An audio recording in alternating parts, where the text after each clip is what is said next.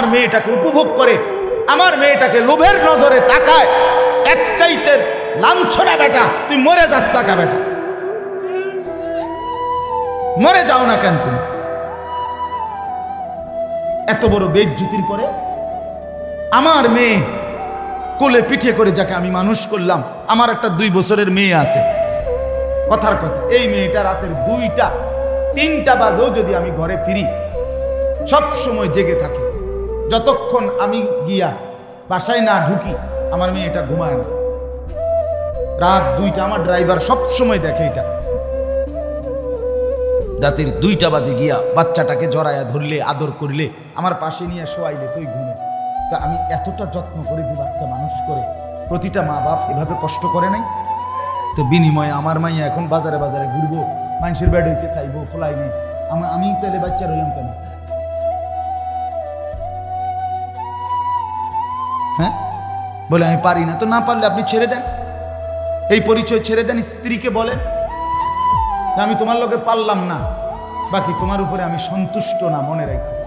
রাসূল বলে এ বেডিরে কইও জাহান্নামে যাওয়ানোর জন্য যাতে রেডি থাকে। যার স্বামী অসন্তুষ্ট তার ওই মহিলার ঠিকানা কোথায়?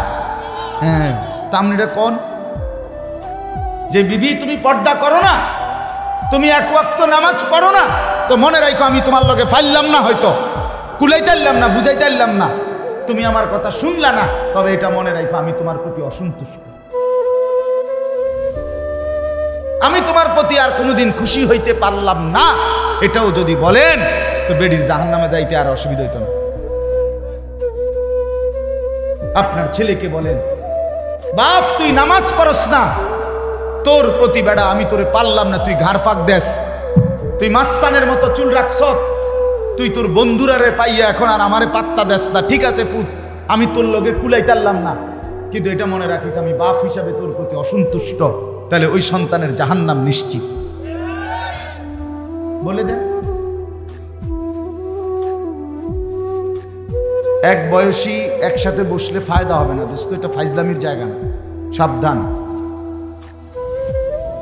দুষ্টমি করলে তুমি বাইরে গিয়া দুষ্টামি করো, আমার কোনো আপত্তি নেই, তুমি বাইরে পাও আলগি দিয়া হাঁটো, আমার সমস্যা নেই, যা ইচ্ছা তাই করো, কোনো আপত্তি, কিন্তু চোখের সামনে ব্যত্যমিজি করা যাবে না,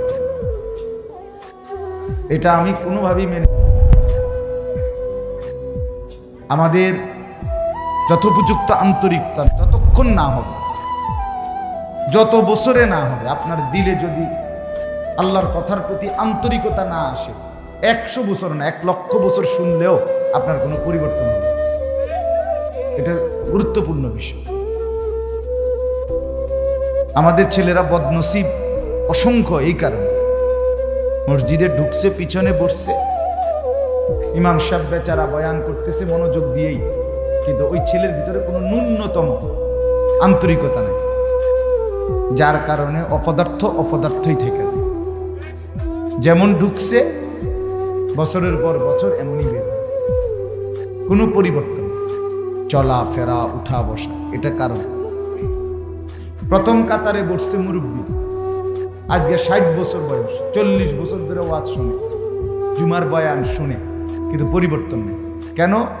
হয় দেখবেন বসে বসে জিমায়, আর নাই তো দিলের ভিতরে আছে যে হুজুররা ইডি ধরে কুলান যেত, যার কারণে 60 বছর বয়সেও বিড়ি খাওয়ার বদ অভ্যাস ছুটে না।